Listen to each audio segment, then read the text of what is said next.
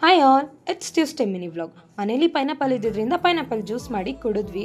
ಅಮ್ಮ ಒಂದೇ ಇಟ್ಗೆ ಎರಡು ಅಕ್ಕಿ ಅನ್ನೋ ಥರ ಚಪಾತಿಗೆ ಒಂದೇ ಕುಂಬಳಕಾಯಲ್ಲಿ ಒಂದು ಕುಂಬಳಕಾಯಿ ಪಲ್ಯ, ಇನ್ನೊಂದು ಕುಂಬಳಕಾಯಿ ಪಾಯಸ ಮಾಡಿ ತಿಂಡಿ ರೆಡಿ ಮಾಡಿದ್ರು.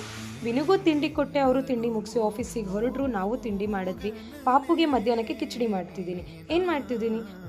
2 spoon rice, 1 spoon toor dal, 1 spoon ಮಸೂರ್ ದಾಲ್ನ ಮುಂಚೆನೇ ತೊಳೆದು ನೆನೆಸಿಟ್ಕೊಂಡಿದ್ದೀನಿ. 1/2 ಕ್ಯಾರೆಟು, 1 ಬೀನ್ಸು, ಸ್ವಲ್ಪ ಪಾಲಕ್ ಸೊಪ್ಪನ್ನ ತೊಳೆದು ಹಚ್ಚಿಟ್ಕೊಂಡಿದ್ದೀನಿ. ಕುಕ್ಕರಿಗೆ 2 ಸ್ಪೂನ್ ತುಪ್ಪ ಹಾಕಿ ಹಚ್ಚಿಟ್ಕೊಂಡಿರೋ ಕ್ಯಾರೆಟ್, ಬೀನ್ಸ್ ಮತ್ತು ಪಾಲಕ್ ಸೊಪ್ಪನ್ನ ಹಾಕಿ ಸ್ವಲ್ಪ ಫ್ರೈ ಮಾಡ್ಕೊತೀನಿ. 1-2 ನಿಮಿಷ ಫ್ರೈ ಮಾಡಿದ ನಂತರ ನೆನೆಸಿಟ್ಕೊಂಡಿರೋ ಅಕ್ಕಿ ಬೇಳೆನ ಹಾಕಿ ನೀರು ಹಾಕಿ 5 ವಿಜಿಲ್ ಕೂಗಿಸ್ಕೋಬೇಕು. 5 ವಿಜಿಲ್ ಕೂಗಿದ ನಂತರ ಕಿಚಡಿ ರೆಡಿ ಆಗಿರುತ್ತೆ. ಇದನ್ನು ಸ್ಮ್ಯಾಶ್ ಮಾಡಿ ಬೌಲಿಗೆ ಸರ್ವ್ ಮಾಡಿ. ಇದನ್ನು ಮಕ್ಳಿಗೆ ಕೊಟ್ಟರೆ ಮಕ್ಕಳಿಗೆ ಹೆಲ್ತಿಯಾಗೂ ಇರುತ್ತೆ, ಟೇಸ್ಟಿಯಾಗೂ ಇರುತ್ತೆ. ಹಾಗೆ ಮಕ್ಕಳು ಕೂಡ ಇಷ್ಟಪಟ್ಟು ತಿಂತಾರೆ. ಈ ವಿಡಿಯೋ ನಿಮ್ಗೆ ಇಷ್ಟ ಆಗಿದ್ರೆ ನನ್ನ ಪೇಜ್ನ ಫಾಲೋ ಮಾಡಿ. Thank you.